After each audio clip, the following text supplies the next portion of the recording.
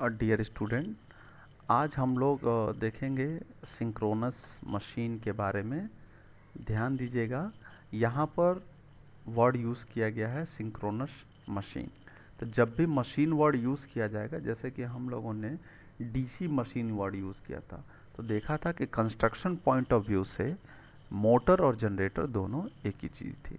तो यहाँ पर भी सिंक्रोनस मशीन का मतलब है कि जनरेटर और मोटर यहाँ पे वो दोनों जो हैं वो एक ही होंगे कंस्ट्रक्शन पॉइंट ऑफ व्यू से।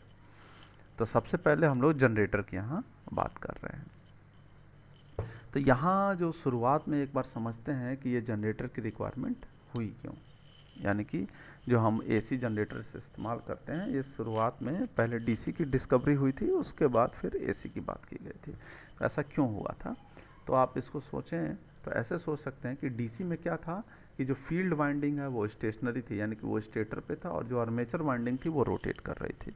तो क्या होता था वहाँ पे, आर्मेचर वाइंडिंग से पावर कलेक्ट करने के लिए हम कम्यूटेटर के थ्रू ब्रशेस का इस्तेमाल करते हुए हम पावर को कलेक्ट कर पा रहे थे। तो वहाँ पर ब्रशेस और कम्यूटेटर के बीच में स्पार्किंग होती थी, क्योंकि वो दोनों एक दूसरे पे स्लिप करते हुए चलते थे। कम्यूटेटर जो है शाफ्ट पे लगा था और वो घूम रहा था, और ब्रश उसके ऊपर लगा हुआ था, तो वो कंटिन्यूसली एक दूसरे के ऊपर घिस रहे हैं, तो हमें पावर मिल रही है। तो वहाँ पर क्या था कि जैसे जैसे हम मशीन बड़ी कर रहे हैं, मशीन बड़ी का मतलब उसकी पावर जनरेशन पावर बढ़ा रहे हैं, यानी कि किलोवाट मेगावाट में जब जा रहे हैं, तो वहाँ पे स्पार्किंग भी उसी के अकॉर्डिंग बढ़ रही है। तो वहाँ लॉसेस बहुत ज़्यादा होने लगे और मशीन भी डैमेज होने लगती है, क्योंकि हीट बहुत ज़्यादा प्रोड्यूस हो रही है। तो इसलिए सोचा गया कि कुछ अलग करते हैं, उल्टा कर लेते हैं। तो इसमें ऑल्टरनेटर में क्या किया गया, जो आर्मेचर वाइंडिंग है उसको स्टेटर पे लगा दिया गया, और जो फील्ड वाइंडिंग है उसको कहाँ पे लगा दिया गया, रोटर पे। डीसी मशीन ही है, एग्जैक्टली उल्टा कर दिया गया। सिर्फ और सिर्फ क्या किया गया, वहाँ पर फील्ड वाइंडिंग स्टेटर पे थी, यहाँ पे रोटर पे कर दिया गया, और वहाँ पर आर्मेचर वाइंडिंग रोटर पे था, तो इसको यहाँ पे स्टेटर पे कर दिया गया। जिससे कि क्या हुआ, फील्ड वाइंडिंग में फील्ड प्रोड्यूस करने के लिए अगेन यहाँ पर भी डीसी सप्लाई ही दी जाती है, लेकिन ऑब्वियस सी बात है, डीसी सप्लाई फील्ड प्रोड्यूस करने के लिए देना और पावर जो डेवलप हुआ है उसको कलेक्ट करना, दोनों में बहुत ही डिफरेंस है। तो यहाँ पर फील्ड प्रोड्यूस करने के लिए जो हम ब्रशेस का इस्तेमाल करते हैं, वो काफ़ी जो है वो एक तरह से वहाँ पे पावर का लॉस बहुत ही कम होता है, क्योंकि सिर्फ फील्ड प्रोड्यूस कराई जा रही है। और स्टेटर पे हमने क्या कर दिया, आर्मेचर वाइंडिंग, तो वहाँ पे हम डायरेक्टली लोड कनेक्ट कर सकते हैं। तो ये जो बातें लिखी गई हैं वो सब यही सब बातें हैं, आप एक बार उसको ज़रूर देखेंगे। अब बात करते हैं कि स्टेशनरी आर्मेचर का फ़ायदा क्या है। जैसे अभी बात करी मैंने कि यहाँ पे स्टेटर पर हमने आर्मेचर वाइंडिंग को लगा दिया। तो स्टेशनरी आर्मेचर यानी कि आर्मेचर अगर हमारा रुका हुआ है, मूवेबल नहीं है, तो उसके क्या फ़ायदे हैं। तो पहला है कि हम उसको आसानी से इंसुलेशन वगैरह प्रोवाइड कर सकते हैं और हाई वोल्टेज तक ले जा सकते हैं, क्योंकि इंसुलेशन बहुत ही ज़रूरी होता है, इंपॉर्टेंट होता है। अदरवाइज़ कहीं भी लीकेज होगा तो शॉर्ट सर्किट होगी और बॉडी में भी सप्लाई आ सकती है, जो कि बहुत ही डिजास्टरस हो सकता है। उसके बाद जो है एक चीज़ और सोच सकते हैं कि वहाँ आर्मेचर था, आर्मेचर की वाइंडिंग वह काफ़ी भारी होगी, जब वो रोटेट करेगी तो उसमें सेंट्रीफ्यूगल फोर्स होगा, तो उसको वहाँ पे मेंटेनेंस की रिक्वायरमेंट भी ज़्यादा होगी। यहाँ पर ऐसा कुछ नहीं है, क्योंकि वो स्टेशनरी है। दूसरी चीज़ आ जाती है कि यहाँ पे स्टेशनरी आर्मेचर होने के कारण से हम बड़े आराम से लोड कनेक्ट कर सकते हैं, जो कि सेकंड पॉइंट में लिखा गया है। यहाँ पर हमको कोई ऐसी दिक्कत नहीं होगी, डायरेक्टली लोड भी स्टेशनरी है, आर्मेचर वाइंडिंग भी स्टेशनरी है, दोनों को कनेक्ट किया जा सकता है। फिर यहाँ पर बात की गई है कि फील्ड वाइंडिंग प्रोवाइड करने के लिए, फील्ड वाइंडिंग को सप्लाई प्रोवाइड करने के लिए, यानी कि रोटर को सप्लाई प्रोवाइड करने के लिए हमको यहाँ डीसी सप्लाई देनी है, और सिर्फ 2 ही ब्रश का इस्तेमाल करना है, जो कि काफ़ी कम रेटिंग के भी होंगे। ठीक है, तो ये सब कुछ पॉइंट्स हैं जिसमें जो है हम लोग एडवांटेजेस देख सकते हैं।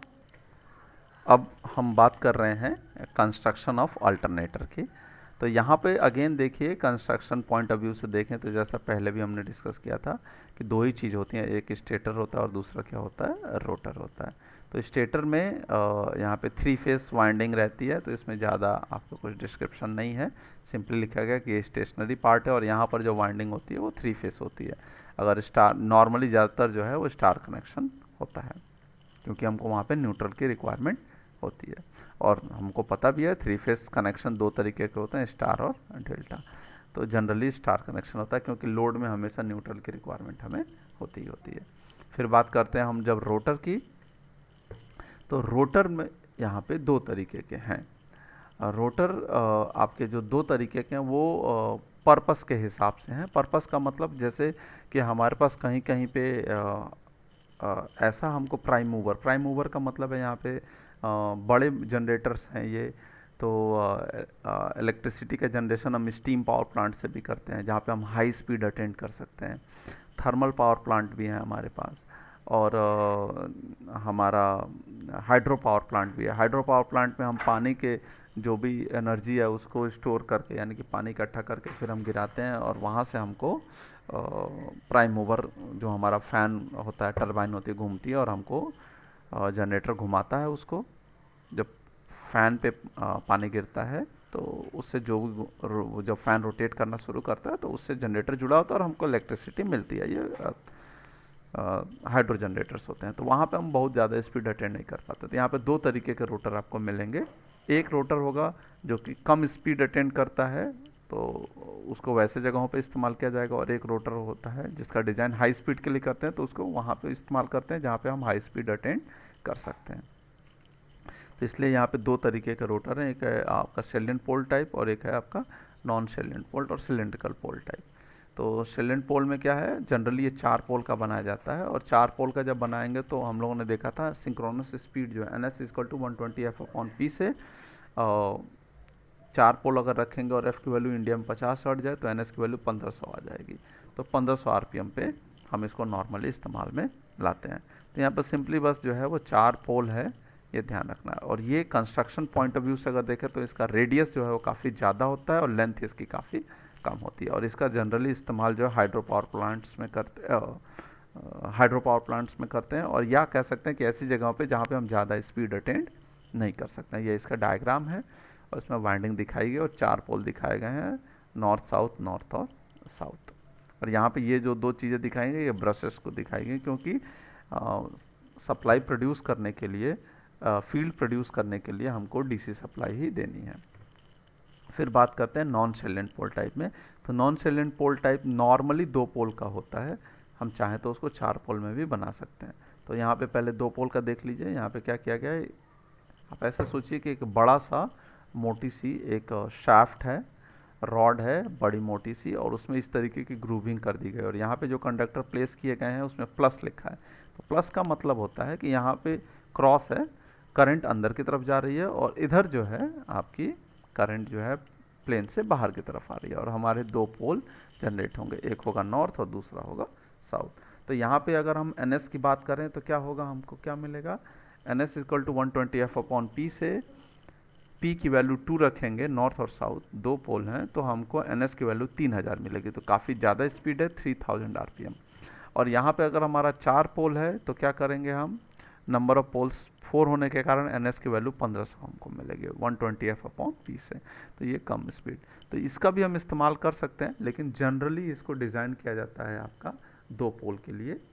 क्यों, सोच सकता है इंसान कि क्यों ऐसा करते हैं, तो उसके पीछे रीज़न क्या है। रीज़न उसके पीछे सिर्फ इतना है कि हम ऐसे सोचें कि 2 पोल की वाइंडिंग करना ज़्यादा आसान होगा इन कंपैरिजन टू 4 पोल। तो जहाँ भी हमको हाई स्पीड अटेंड कर सकते हैं वहाँ पर हम 2 पोल के नॉन सेलेंट रोटर्स को ही इस्तेमाल में लाया जाता है। इसमें कंस्ट्रक्शन पॉइंट ऑफ व्यू से इसका रेडियस काफ़ी कम होता है, लेकिन लंबाई इसकी काफ़ी ज़्यादा होती है। ठीक है, अब फिर नेक्स्ट बात करते हैं इसके ऑपरेशन की। तो ऑपरेशन प्रिंसिपल सिंपल है। यहाँ पर क्या है, आपका मैग्नेटिक फील्ड आपका रोटर पे है। आप ऐसे सोचिए कि ये वाला हिस्सा रोटर है, इसमें आपने DC सप्लाई दी, मैग्नेटिक फील्ड जनरेट हो जाएगी। और यहाँ जो स्टेटर है, स्टेटर पे कंडक्टर्स ऑलरेडी 3 फेस वाइंडिंग बनी हुई है, दोनों के दोनों स्टेशनरी हैं। जब दोनों के दोनों स्टेशनरी है तो एक दूसरे को कट नहीं करेंगे, भले ही आपने DC सप्लाई दे दी है, फील्ड स्टेशनरी बना रहेगा। लेकिन जैसे ही आप यहाँ पे जनरेटर में क्या करते हैं, आप कोई बाहरी चीज़ से घुमाते हैं, तो जैसे ही आप इसको घुमाना शुरू करेंगे ये स्टेशनरी कंडक्टर्स को फील्ड कट करना शुरू कर देगा।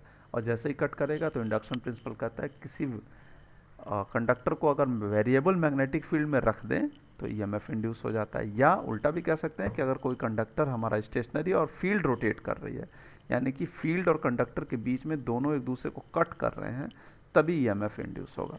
तो यहाँ पर क्या हो रहा है, कंडक्टर तो स्टेशनरी हैं लेकिन फील्ड ये जो है वो रोटेट करनी शुरू कर दी। तो जैसे ही ऐसा होगा हमको आउटपुट पे 3 फेज सप्लाई मिलने लगेगी। क्यों? क्योंकि हमारा स्टेटर जो है वो 3 फेज कनेक्टेड है।